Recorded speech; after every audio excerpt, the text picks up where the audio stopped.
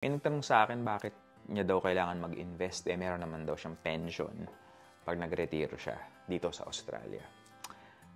Alam mo ba, the government pension sa Australia is roughly around $28,000 to $30,000 a year. Approximately. Mas bababa pa yan kaysa sa minimum wage. Imagine mo, buong buhay ka nagtrabaho.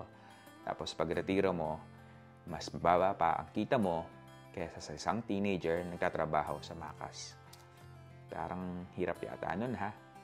Pero kung may rental property portfolio ka, iba yung storya.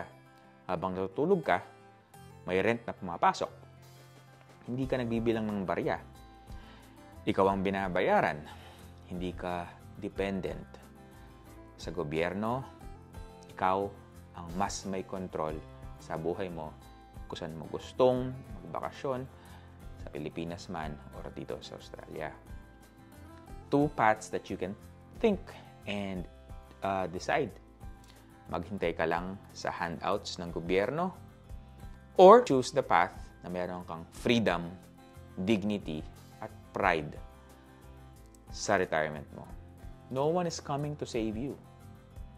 Build it or beg for it. Ikaw ang pipili.